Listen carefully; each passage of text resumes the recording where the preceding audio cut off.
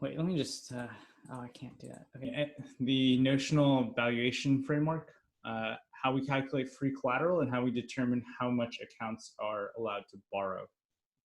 And we'll talk about all the different ways that notional, like all the different types of collateral you can have in notional. And towards the end of the video, we'll also talk about liquidation and sort of how we unwind these positions in case they become under collateralized. So the first kind of thing to talk about here is the entry point into the free collateral calculation. So in many methods, when the account has debt, when we've detected that the account has debt on their account context object, we're going to call this method check free collateral and revert. Now, the bulk of the implementation for this is in get free collateral stateful. So we'll look at that. That's in a different library called free collateral. Now, before we dive into this, so free collateral is a fairly large method. There are 3 methods that are called externally. So there's get free collateral stateful, there's get free collateral view, and then there's get liquidation factors. Now, all 3 of these methods do sort of very similar things. The free collateral calculation should produce the same result when we call each of these 3 methods. But there's a reason why we sort of need 3 different ones. So the first one is this get free collateral stateful is used when we're just simply checking free collateral within a transaction. So it needs to be stateful because when we call compound to get the current accrued interest rate, compound does sort of update storage within it. So we do need a stateful method here to ensure that that process works correctly.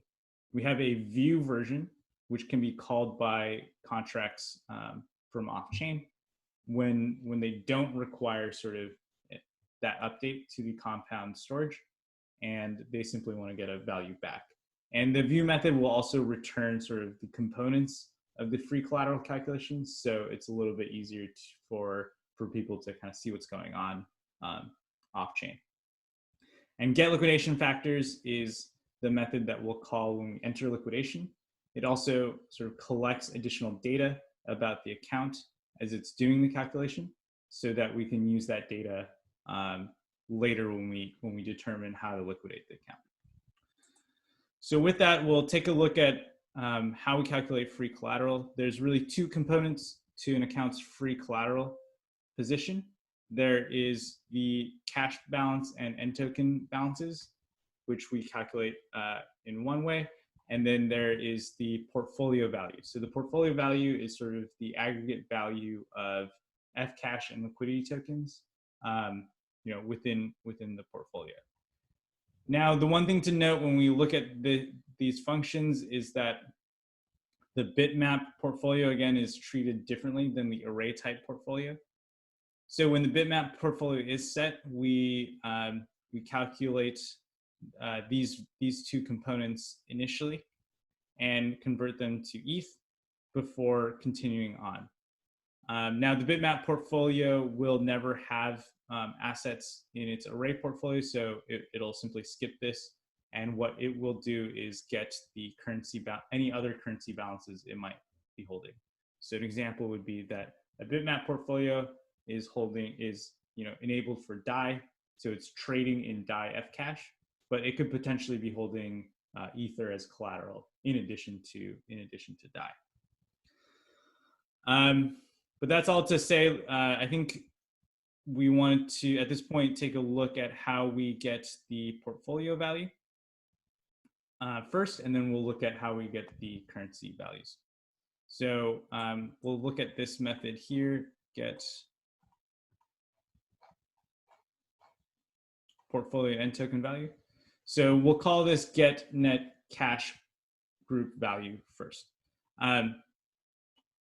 So the dynamics, the way this kind of method works, the dynamics are that it's going to sort of first get all of the value for a particular currency in the portfolio first, and then kind kind of move on to the next currency. So note that in like an array portfolio, you may have Fcash of different currencies. So we're just doing one currency at a time. And we'll talk about this a little bit more, sort of the overall dynamics as we kind of move our way through how we actually do the valuation. So the first thing to talk about, so within an array type portfolio, we'll have two types of assets. We'll have Fcash and liquidity tokens. So let's look at this method real quick. So we value liquidity tokens and Fcash in two separate loops. So we'll value liquidity tokens first, and then we'll value Fcash assets after. And I'll explain why we do it in this order and how these two things are related. But from a valuation perspective, it's probably simpler to first talk about valuing Fcash. There's sort of less components there. So we'll start there. When we see an Fcash asset, the first thing we do is calculate the oracle rate. And so we'll look at this method here, calculate oracle rate on cash group. There's two components. There's two sort of potential branches here. The first is if the Fcash asset's maturity is not idiosyncratic, meaning that it actively trades on an Fcash market that's available at the current time. So it's sort of liquid on chain. It can be traded with an Fcash market. In that case, the oracle rate will refer to that particular Fcash market's oracle rate. And we'll take a look at that and how that's calculated in market. So this is the get oracle rate function. What it does is it it loads data from the market slots, and it extracts these three values, which are used to determine the oracle rate. And then we update the oracle rate. If the oracle rate is set to 0, we have an issue where the markets have not initialized yet. And so we don't actually know what the oracle rate should be. And so in this case, we have to revert. Now this condition should, again, we keep repeating this, but it should be quite short. And there's a lot of risks for this condition to exist for too long of a time period. So now we'll look at the update oracle rate function. And maybe Teddy, you can talk us through how this works and what it does. Sure. So basically, every time you execute a trade on a market, the market is going to record the interest rate that trade corresponding to that trade, and we save the last traded interest rate. It's sort of part of the way the liquidity curve works. In order to maintain interest rate continuity between trades, we need to remember what was the last interest rate that was traded.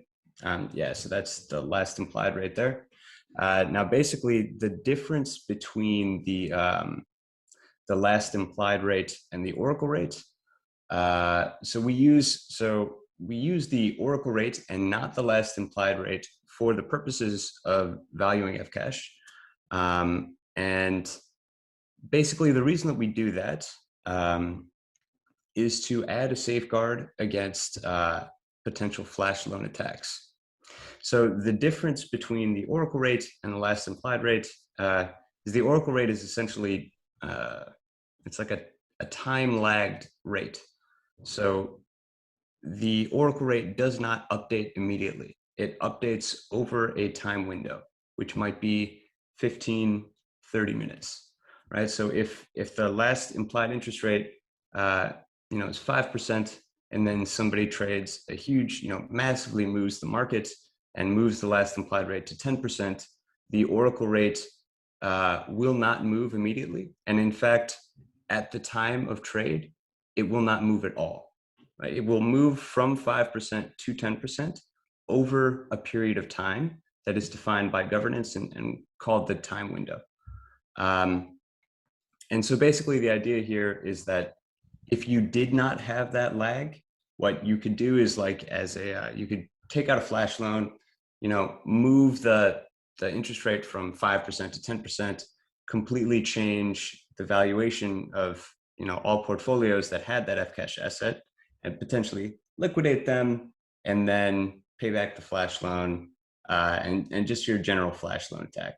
And so basically, the having the Oracle rate be different than the last implied rate in this way helps protect us against particularly flash loans, but also just kind of manipulation in general. Right. Great.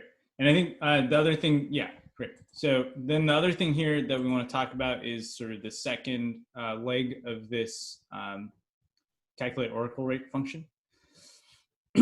So if the Fcash asset is idiosyncratic, right, so that perhaps it does not sit on a maturity that is actively being traded, what we're going to do is take the linear interpolation of the rates that are right next to it, the Oracle rates that are produced by the Fcash markets immediately before and after. So that is what we're referring to when we get the long maturity and the long rate, which is the longer dated one, and the short maturity and the short rate, which is the shorter dated market here. Now, we do have an edge case where we're referring to the 3-month market, which will always be the shortest market. So these will be Fcash assets that are dated less than wherever the 3-month market is currently sitting. And in that case, we'll use the compound supply rate as the shorter dated interest rate. Now, interpolate Oracle rate here is, again, fairly straightforward. There's a lot of math, so we won't talk about it in detail, but again, this is sort of a linear interpolation between 2 points, and we do need to check which one is greater in terms of the rate. So at this point, we have this Oracle rate. It's sort of the interest rate, the annualized interest rate that we're going to discount this particular Fcash asset at. And so now we'll look at our risk-adjusted present value method here. And maybe I can just add just a little bit of context. So in case some of the viewers aren't totally familiar with finance, basically the way so if you have an Fcash asset that matures in say 6 months and it has a face value of $100, the question we're trying to answer here is just okay, so I know that in 6 months' time the value of that thing is going to be $100, but what is the value of that thing today, right? And the way we do that is, we say, what is the interest rate between now and then we discount that $100 back to the present by that market interest rate, and that market interest rate is that Oracle rate that we just went and got from the markets. So that's just kind of the little bit of context here. Right. And so the interest rates are discounted continuously compounded, and the way that is done is with this exponent function. So what we get here is a discount factor. Now the discount factor will be a value between 0 and 1, which we then multiply with the notional, which is the future value, the value of the Fcash at maturity. So that's the discount factor. We use the Oracle rate to get it. It also depends on the amount of time remaining to maturity for that Fcash asset. So do note that even if the Oracle rate is not changing, the value of the Fcash assets will be changing as we get closer to maturity. So we have two versions of the present value function. We have just a simple get present value function, which takes the Oracle rate and does a discount factor directly. And then we have a risk-adjusted present value, which we use in this particular method when we calculate free collateral.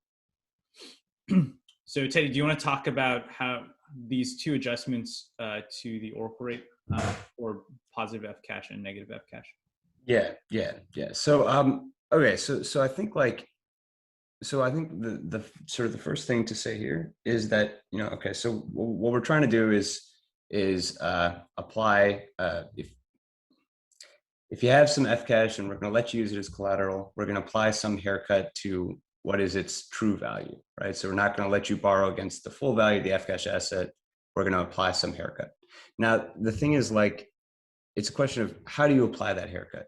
So, you know, what you might think to do is just say, I'm going to calculate the present value, and then I'm going to take 90% of that present value, and that's what I'll let you borrow against. That's what I'll let you count as collateral, right? Now the thing is, like, if you apply the haircut in that way, it's sort of heavy-handed, because ultimately the amount that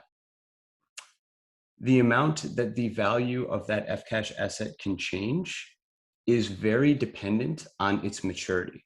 So if it is very close to maturity, if the F cash asset matures in 1 week, its value can change very, very, very little, right?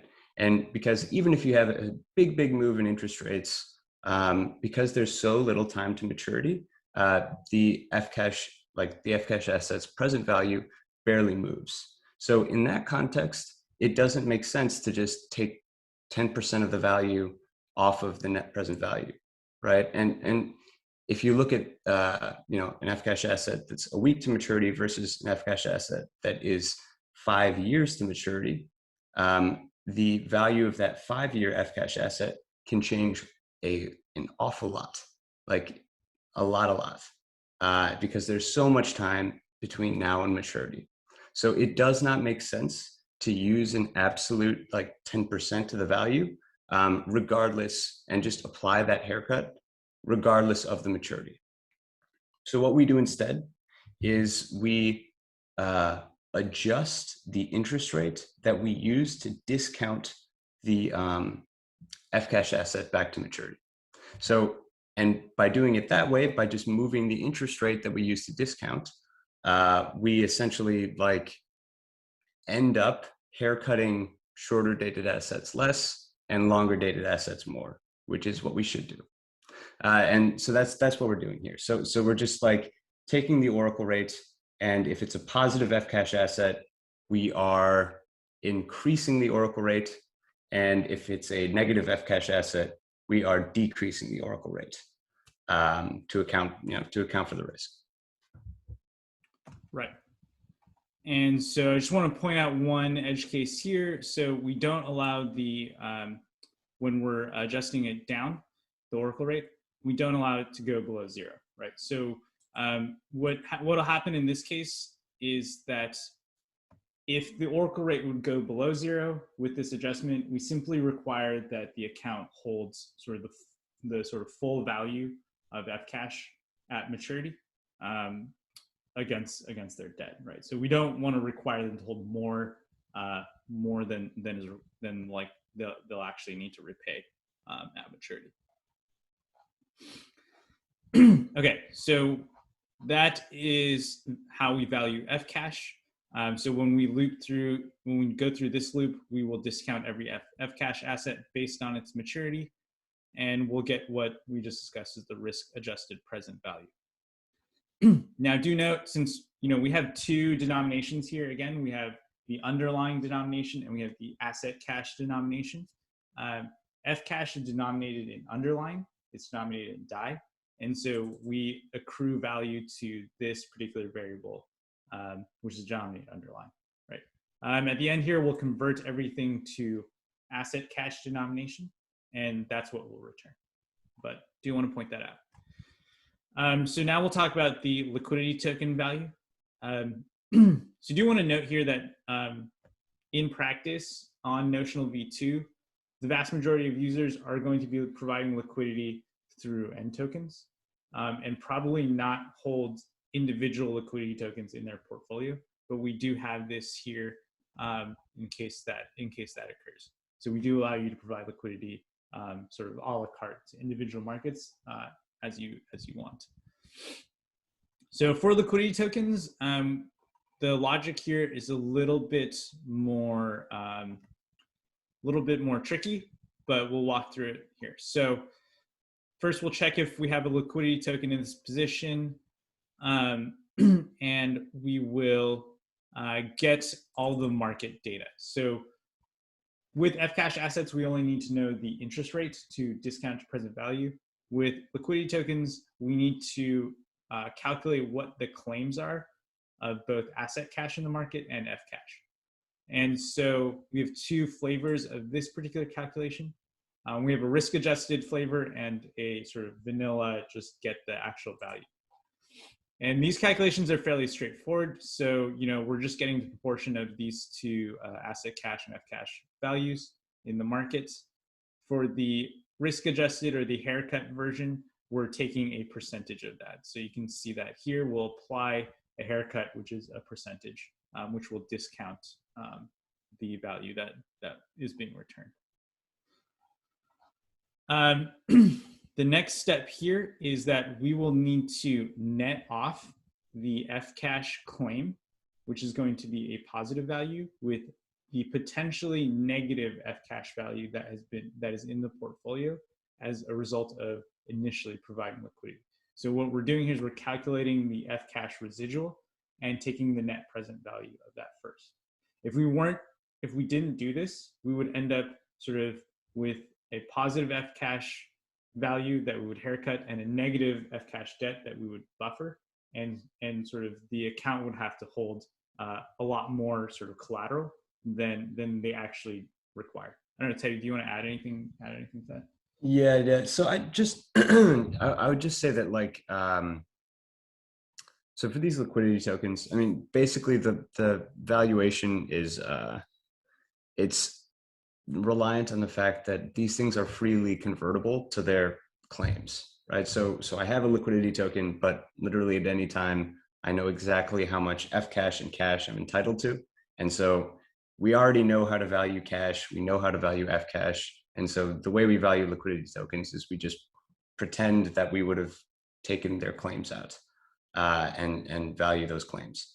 And then so, what Jeff was saying is, basically, before we discount any Fcash asset back, we check to see, if the amount of Fcash at that maturity, if we've taken out all the relevant liquidity tokens, so that we can combine any claims that we have via the liquidity tokens versus Fcash sitting in the portfolio first. So we just do one discount. And it's just as Jeff was saying, if we were to discount the claim and the other Fcash asset, it could potentially be sort of double counting. Right. And so there's just some sort of mechanical things to note here. So one is, in this if statement, we are assuming that the portfolio is sorted, which we, every time we load the portfolio off of storage, we sort the assets. So the way we sort the assets ensures that the asset immediately previous to the liquidity token will be its matching Fcash pair, if that is the case. So we can sort of simply check that here without needing to do a full loop and search for the matching asset. A second thing to note here is that we modify the array in memory here to net off the Fcash claim. And this is important because what we're going to do in the second pass here is discount this, but we have changed the portfolio in memory. So generally, this free collateral calculation is done sort of at the end of a call, and we're not going to go back and store the portfolio. But during liquidation, we will then pull the portfolio again. So this is just something to be aware of. This is sort of something that makes the code a lot easier to made it easier to write this function. But it does we are changing it in memory, and we have to be very careful about what we do with this object afterwards. And so just want to make sure that's noted here. So this get net cash group value. So what it does, just to also point out some other mechanics here. So we supply a portfolio index into this. And so again, because the portfolio is sorted in memory, we're getting sort of pieces of the portfolio at every currency as we go through. So this portfolio index sort of represents the index of the portfolio that we'll start from, and then we'll return it again, J here, which represents where we sort of got to. And the method outside of this will sort of track the portfolio index and pass it in. So we're gonna like sort of go through the portfolio piece by piece based on currency. The reason why we want to do that is here, what we do is we calculate the net value within a currency between its cash balance, its end token, the value of its end token assets, and its portfolio value, right? So if, for example, you have a negative portfolio value because you're borrowing Fcash, DAI Fcash in the future, but you have, say, some amount of DAI as cash or NDAI in your cash balances, we first net that off before we apply any sort of haircuts to that value. So we call that local currency netting, and it's a way to sort of like account for any sort of cash that you have sitting there that is like netting off against in the same currency. I don't know. Teddy, do you want to say anything about that concept? Yeah, I mean, I think I think that's pretty much it. I mean, basically, like one of the ideas here is that the exchange rate haircuts. So the biggest risk that a portfolio is going to run is going to be to exchange rates. So they've borrowed in one currency and they have collateral in a different currency. Exchange rates can move a lot, so that's a really big risk. And so we apply a lot of a significant haircut or buffer when an account has collateral in one currency and debt in another. And so basically the idea with like doing everything on a local currency basis first is saying that it's very important to us that we not like apply this cross currency haircut and buffer when we don't need to. So that's why we sort of do this local currency netting thing, because we don't want to be in a situation where somebody has borrowed DAI and they also have DAI cash, like that's perhaps enough to cover their DAI debt, and they shouldn't have to like that DAI cash should not be haircut and the DAI debt should not be buffered. It would just be really inefficient. So like we just do everything on a local currency basis first, and then apply the sort of cross currency exchange rates. It's just it just makes sure there's no inefficiency. Right. And then so I'll just point out when we sort of after we've applied that local currency netting, we will update the net ETH value, which first converts this asset cash value to underlying. So we'll convert from CDAI to DAI because our exchange rates are denominated in ETH DAI, and then we'll convert that to ETH. And this method, convert to ETH, will apply sort of any sort of haircuts or buffers required based on whether or not we have a positive or negative value as a result here. So now we'll also talk a little bit about the end token asset value here. So, so for cash balances, the valuation is simple. It's just sort of the face value of cash. There's nothing really much to say about that. With the end token balance, so if you are holding end tokens as collateral, what we will do here is get the present value of all the end tokens assets. So here we have that value in asset cash, so denominated in C token terms. And then we'll apply a haircut that has been set by governance for this particular end token. So, perhaps that's 5%. So we'll, reduce the value of the end tokens by 5%. and return that instead. So again, like Teddy has been saying, we never let you borrow up to the full value, so we're going to discount it slightly. So these three components, the cash balance, the end token value, and the portfolio value together will be the sort of the net value that an account has in a particular currency. And then we'll convert that to ETH and sort of aggregate that. And then Jeff, just one thing to say about the getting the present value of the end token. So we made a decision here to so there's basically two ways we could have done this. So for the end token, we could have when we take its present value, we could have essentially taken the applied haircuts to the individual assets sitting in the end token account. So just like what we've been walking you through today, the end token account is going to have liquidity tokens, Fcash, and we could just apply the haircuts on an individual asset basis when we come up with the end token asset PV. But we have decided instead to take the present value of the assets sitting in the end token account without applying any haircuts. And then once we've got that full present value, we apply a haircut sort of on the entire package afterwards. And that simplifies things. It makes it easier to reason about. But yeah, I just wanted to sort of make that note. Right. And so I'll just talk about a few other kind of account context things that are happening throughout these methods. So one is here. So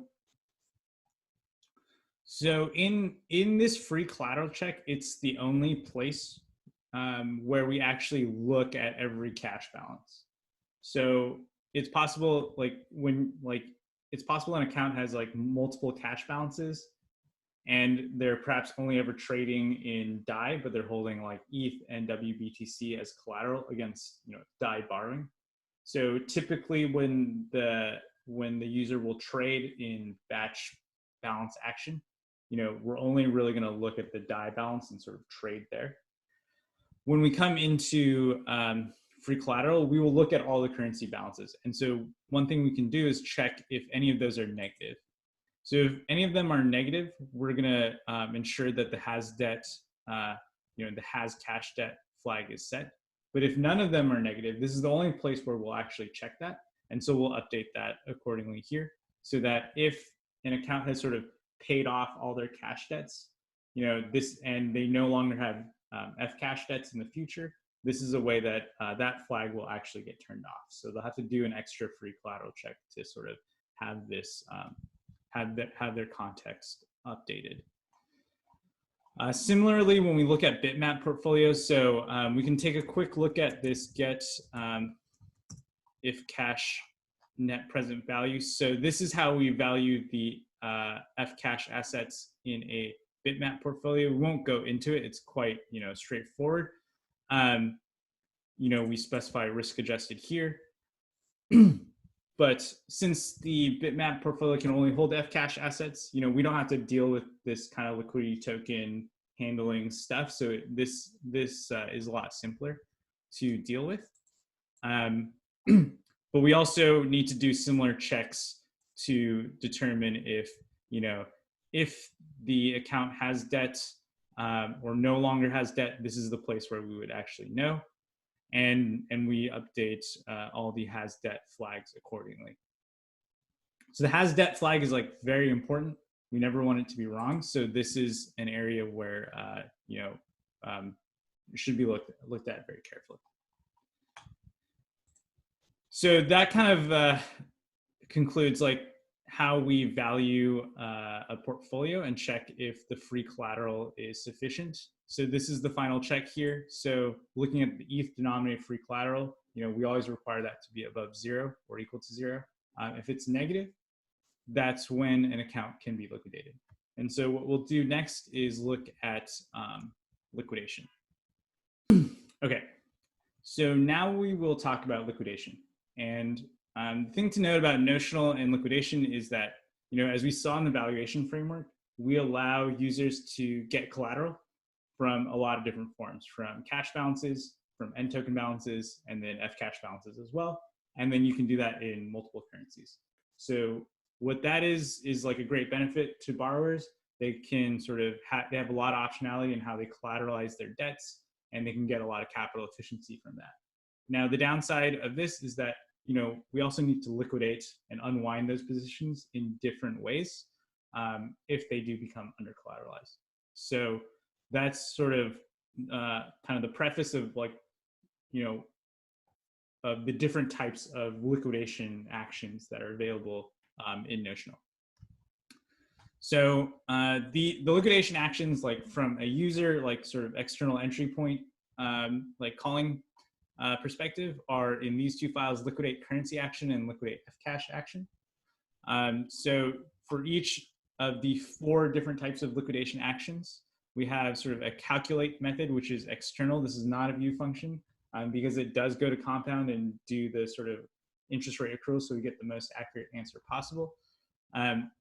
This can be called from off-chain using static call to simulate like all the storage and get this value back. But this will tell the liquidator like how much assets they're going to need to liquidate and what they're going to get in return for a particular account. So this is a way to just simply do the calculation without actually enacting the liquidation. And then we'll have these different liquidation methods, which you can call. You know, it'll do the liquidation and sort of finalize it. So just to talk about the broader dynamics for liquidators, just to touch on it a little bit, within all these kind of like finalize liquidated methods, Notional is going to go pull the required assets from the account. So it'll like go do a transfer and pull those assets from the account.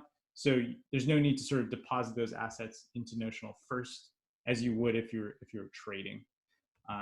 There's one exception to that, which is like if the token that is being liquidated has a transfer fee, we won't be able to calculate, you know, exactly how much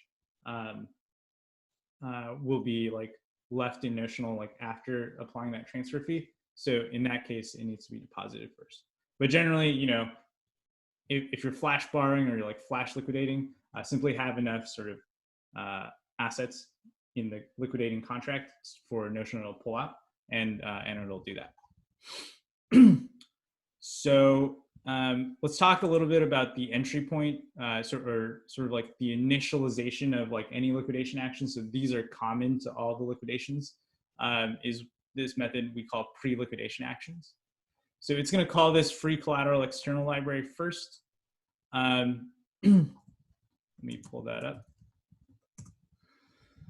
So get liquidation factors is going to do a number of things to check that we can liquidate the account and collect the relevant data.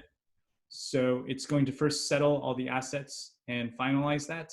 And then we'll call get liquidation factors here.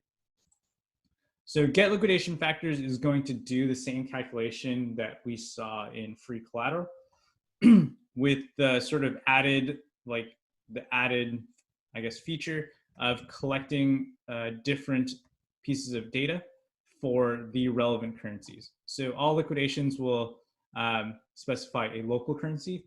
You can think of this as the debt currency, the currency where there is some sort of debt that, you know, we're going to supply cash to. Now there are exceptions to this, which we'll talk about, but generally that's the case. and then the optionally a collateral currency. So we'll talk about, you know, what these things are as we go through the liquidations. But it's kind of just to say in this function, get liquidation factors, we're going to sort of collect some information as we calculate the free collateral position.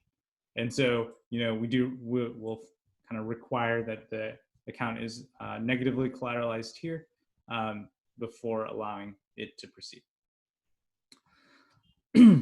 As we talked about in the valuation step, you know, it's possible that these portfolios get modified in memory, so we do retrieve it again here just to kind of get a fresh version.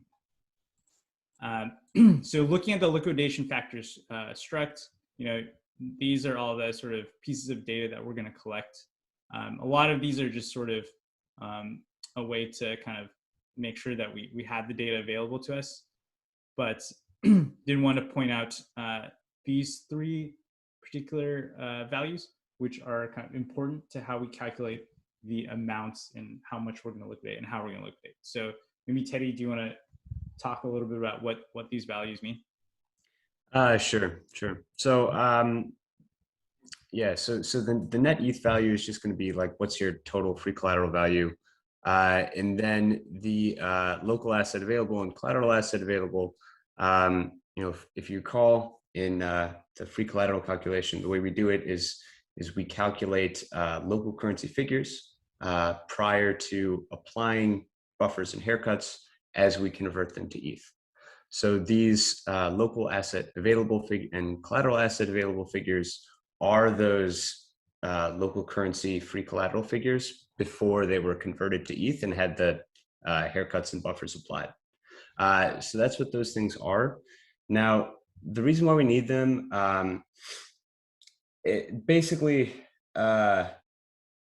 it's important into how we calculate how much of an asset, so how much we're going to liquidate, and maybe I can just give like a little bit of color on like generally how we do this calculation. So when you try to liquidate an account, what we're going to do is we are going to solve for how much of the asset, the collateral asset, should be liquidated to get that account back to minimum collateralization, right? And so essentially what we're going to be doing is like, we're going to be solving for what is the necessary like free collateral benefit required for this account to become back to minimum collateralization. And that is, it's a function of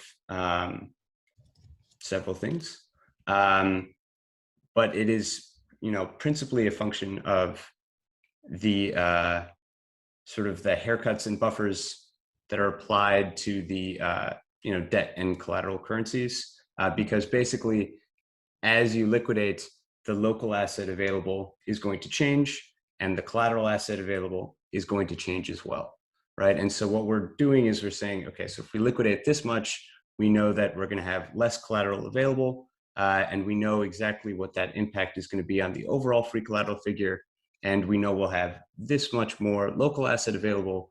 We know what the impact is going to be on the full collateral figure, and we solve for, what is the minimum amount of collateral asset to liquidate such that we get enough local asset such that free collateral equals 0 after we do the whole thing. So that's like the first step in the calculation. And then the other thing to note here is that we introduced this concept called default liquidation portion.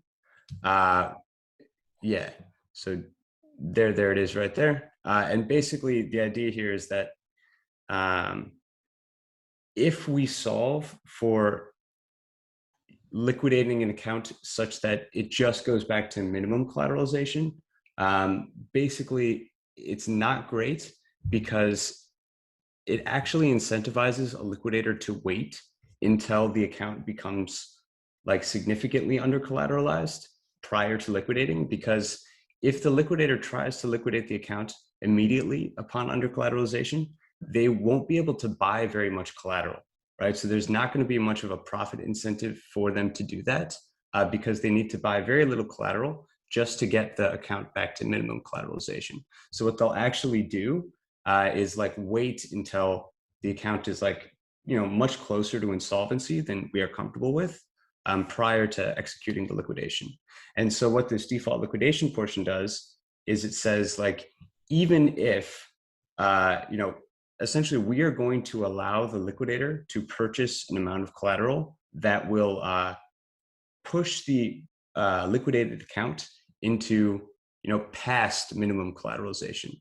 So, immediately at the point of the account becoming under collateralized, the liquidator will be able to purchase this default liquidation portion of the collateral. And, currently we're considering setting that at about 40%, right? So it just makes sure that like the liquidator will always be able to purchase an amount of collateral such that there is like a sufficient profit incentive for them to do it right when the account gets under collateralized and not wait until it's much closer to insolvency.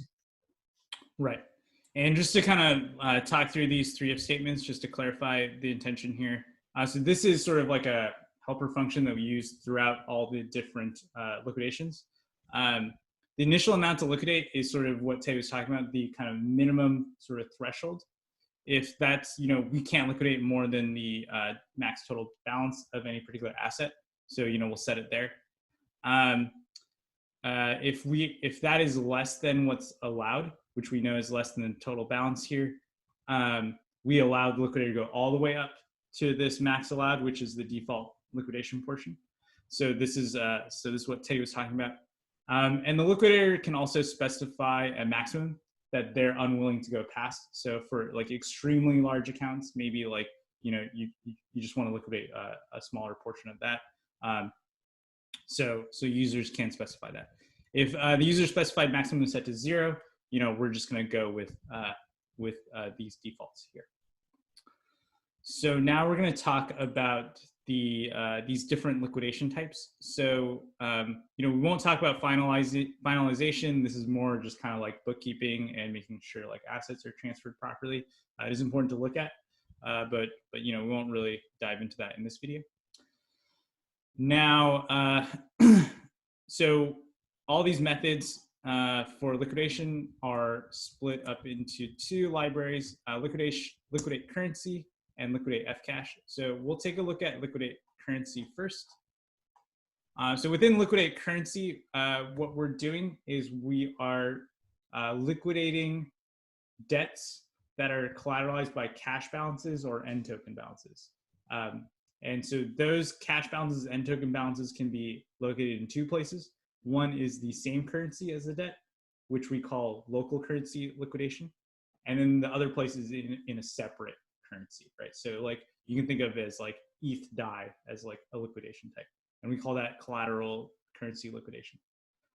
So we'll talk about local currency liquidation first. Teddy, do you want to talk about how this situation might arise? I think it's quite rare, but again, with liquidation, we can't leave anything to chance. As improbable as like a liquidation type might be, we still need to have like a method to do it in case it does happen. Yeah, that's just to echo that. A lot of these things will probably never be called, but they need to be there just in case, right? So in this particular function, like, okay, why would this ever happen? So this is when you're borrowing against. Probably the reason why this case would come up is because you're borrowing against end tokens. So you've provided liquidity. So you've minted some end DAI, and you've decided to go borrow DAI against your end DAI, right? And this actually might happen because it's possible that people will be trying to optimize their yield farm returns, so their note incentives that they get by holding end tokens. So it could be the case that somebody deposits DAI, mints end DAI, and is getting note incentives as well as all the interest that comes to end token holders, and they want to get more note incentives. So what they can do is they can borrow DAI and then mint more end DAI, borrow DAI, mint more end DAI, etc. And that would allow them to optimize their note incentives and essentially pay a fixed rate of interest and get note incentives instead. So that is possibly going to happen. And this method is just like, so if something were to happen where the end tokens decreased in value or interest rates moved such that the value of their debts, like the negative value increased, then they could become under collateralized here. And this would allow us to liquidate their end tokens and pay off their debts. Right.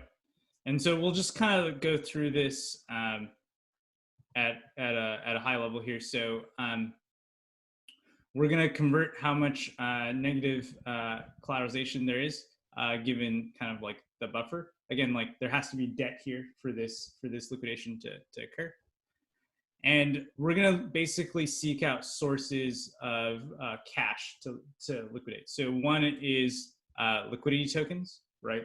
So again, you could have provided liquidity. We're haircutting the cash claim and F cash claim. And so there is sort of free collateral available in the haircut portion on the cash, on the asset cash side of the liquidity token. So this is a place that we can look, and what we'll do is withdraw those liquidity tokens. So we'll take them out of the market, put them into the accounts like portfolio constituent portions, which will like remove the haircut from their valuation. And then in this case, what we'll do is we'll take a portion of the cash that was removed from the market and pay the liquidator for doing so. So if an account simply has liquidity tokens and is sort of under collateralized in this way, the liquidator will actually earn a profit from doing this without requiring any capital. So this is just an incentive for the liquidator to come and like sort of stop this particular account, from providing liquidity. In the second case, the account has N tokens, which Teddy was just referring to. So we do a calculation here to determine how many N tokens we want to liquidate. We won't sort of go through all the components of this calculation, but then we do the liquidation amount calculation that we talked about before, which allows the liquidator to go up to 40% of those N tokens. And then we sort of calculate how much the liquidator needs to pay for those N tokens. So the net result of this particular liquidation type here is that the liquidator will end up with N DAI in this particular case, and having paid DAI for those N DAI to recollateralize the account, and like we'll have received that N DAI at a discount. That discount is defined here by governors, the liquidation haircut percentage that's set per N token currency. So that's local currency liquidation. Now, collateral currency liquidation is going to be one that is probably the most common that we'll see. And so this will be something that, you know, I think most people are familiar with. If they look at liquidations, it'll be, you know, you're borrowing in DAI and you're collateralizing in ETH, right? And the price of ETH starts to fall, and therefore we need to liquidate. And so we're going to take possession of ETH collateral, trade it, and put DAI currency into the account to repay the debt. So we do a few checks here to ensure that there is a debt, there is collateral available on for the currency that we're specifying. So again, in Notional, right? So you could have ETH in the system, but like also be borrowing ETH. So we need to like make sure that there is some actual collateral available after the currency netting has occurred. So in this, so the way the liquidation will proceed here is that we're first going to check cash balances. So this is simply like CETH balances in what we talked about earlier. So we're going to check if those are available first, and we're going to transfer that if that's available. If we still have collateral like remaining after transferring just the simply cash balances, we're going to check first if you have liquidity tokens. So if the account has liquidity tokens in the collateral currency, that means they're providing liquidity as ETH into FETH markets. And so there's actually like some amount of cash balance that can be withdrawn there. And so we're going to remove those liquidity tokens and also transfer the resulting like CETH balances to the liquidator. So again, in this case, we're still talking about cash, not N token balances. So like we're going to do that first. Then what we'll do is we'll look for N tokens. So having sort of exhausted like however much like cash might be available in this account, then we'll look at N tokens. So N tokens, in this case, we're talking about N ETH, which is providing liquidity to ETH Fcash markets. We are going to calculate how much collateral, how much N tokens we're going to transfer from that. You know, we can take a quick look at this, although again, there's like a lot of math here, and you know, we're applying these different sort of limits. So you know, it's probably best just to kind of take a look at these formulas carefully and sort of look at it. Essentially, you know, what we're doing here is we're back calculating like how much benefit is going to go to the account as a result of like liquidating this this amount of collateral. So this is all kind of like math based on like the haircut and like the value and things like that. And similarly here in calculate collateral to raise. So again, it's like a lot of like back calculating, you know, given like these different factors, like how much will go to the accounts and, you know, how much is there actually available.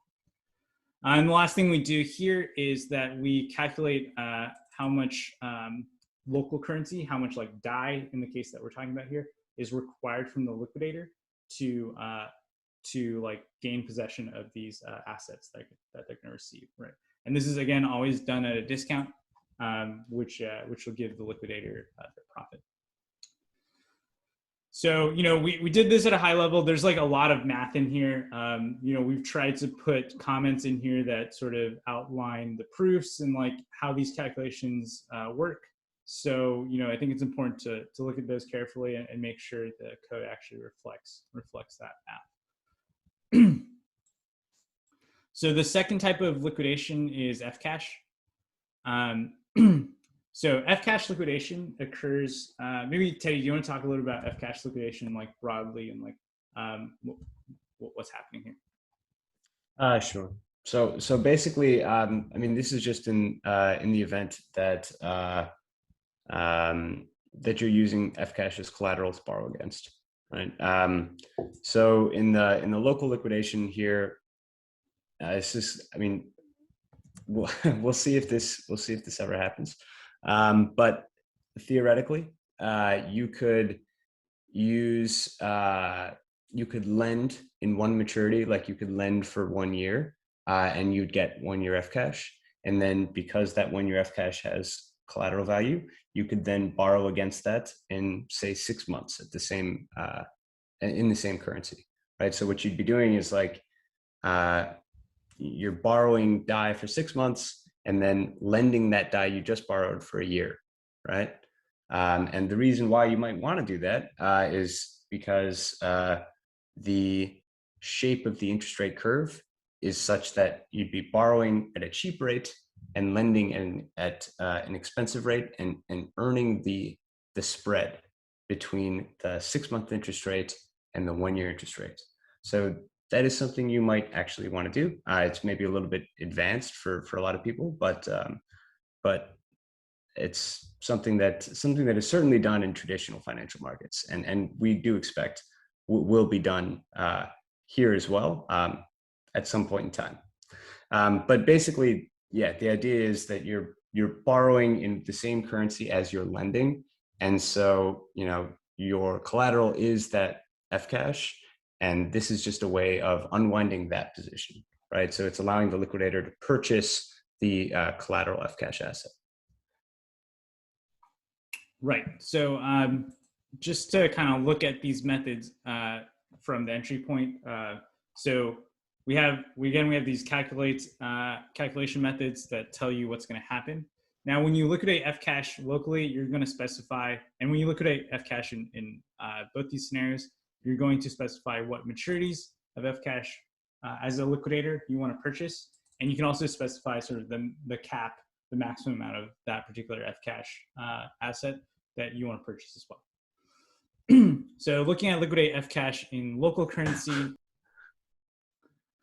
So in liquidate Fcash local, we have a branch statement here. So there's two possibilities here. Now, like the first one is going to be maybe a remote chance of this occurring, but it's possible that you have debt in a different currency. So maybe you have debt in like USDC, and you have positive collateral in the local currency that we have here. So this would be perhaps DAI, but that like collateral is in FDI, so it's in like it's locked up in like lending in the future, and so there's collateral value there.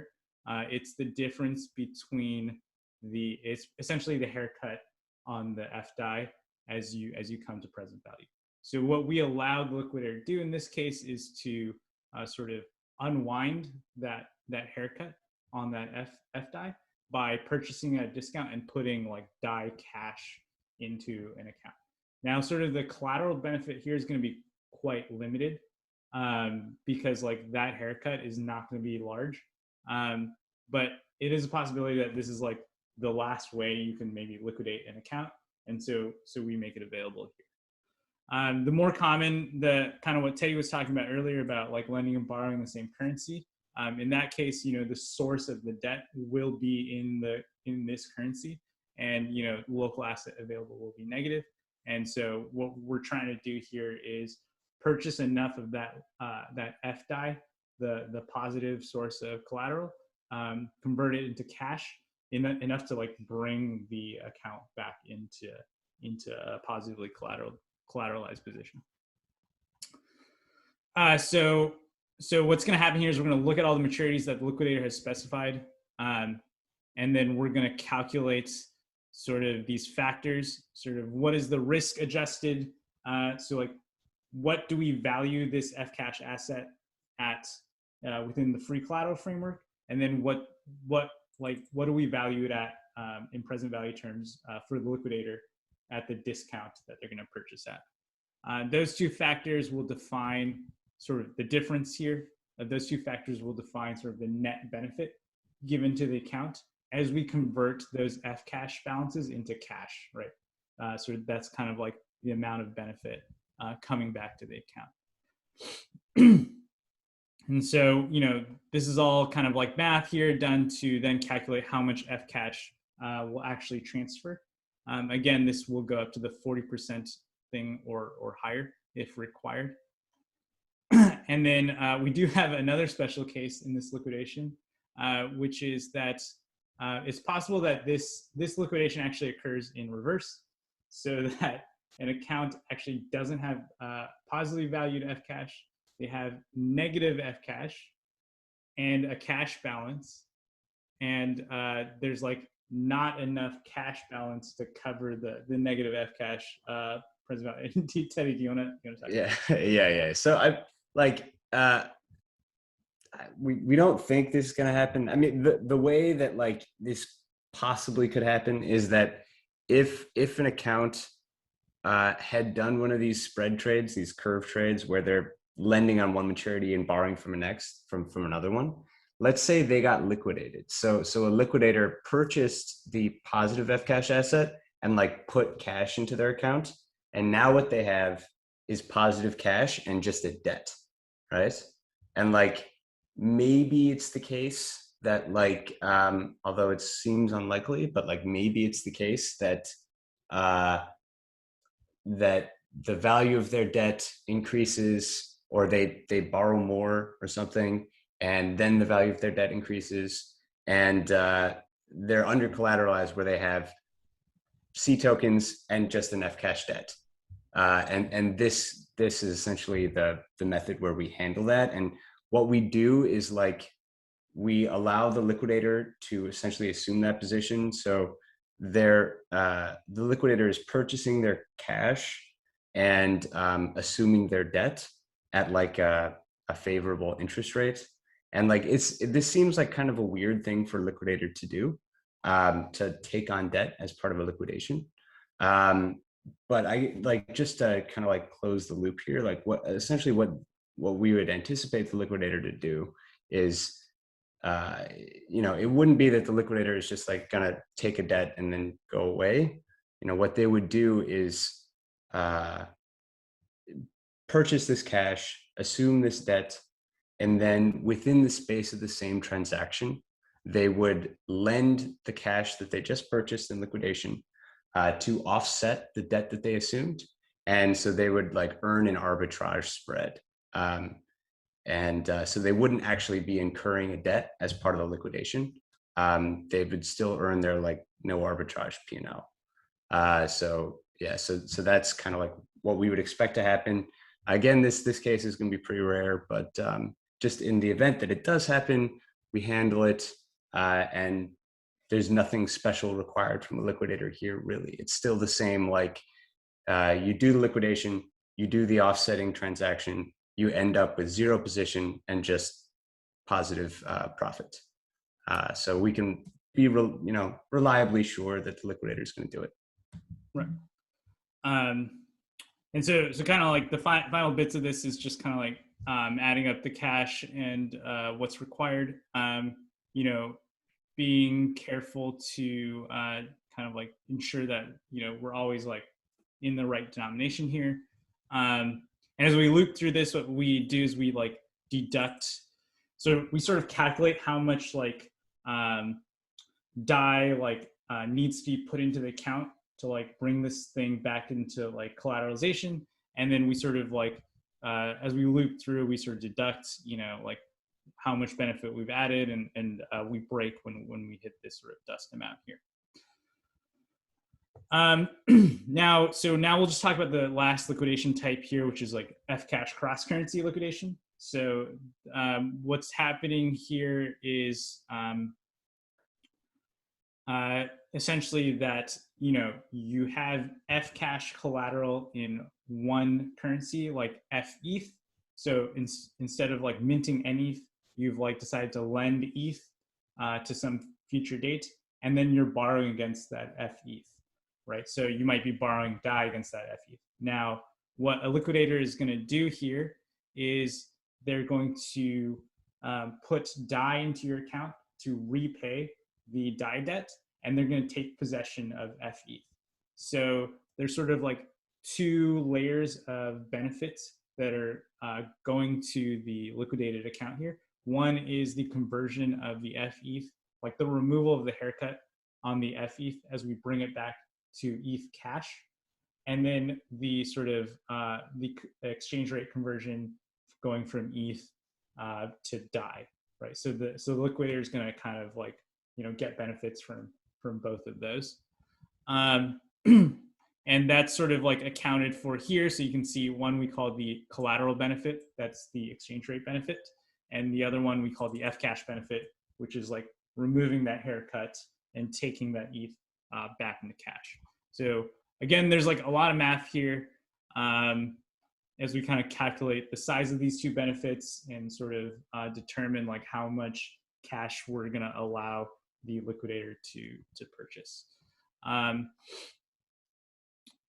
Wanted to sort of yeah, so I think one thing I just wanted to point out here is sort of like a broad invariant of like these liquidations is that when we require these there be some debt in the local currency and some collateral assets available to like actually liquidate, we limit these things ensuring that they don't flip signs, right? So if there's a debt, we don't want to like over liquidate such that like now the account has like some positive value and like maybe we've purchased too much collateral. And similarly, like, we can't purchase so much collateral that the account now is like assumed a debt position in a different currency, right? So like that would mean like collateral asset available like goes below zero. I don't know, Teddy, do you want to say anything about that as well? Yeah, I just basically like it's so the calculations that we make as to like how much collateral somebody's going to purchase, all that math that Jeff's been kind of glossing over here, like those all depend on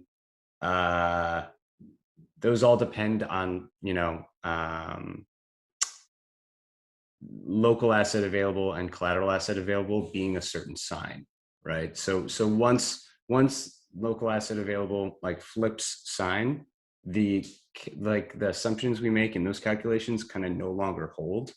So it's just important that we don't allow that, that we don't allow these certain things to happen. because sort of then the calculations are no longer going to be valid.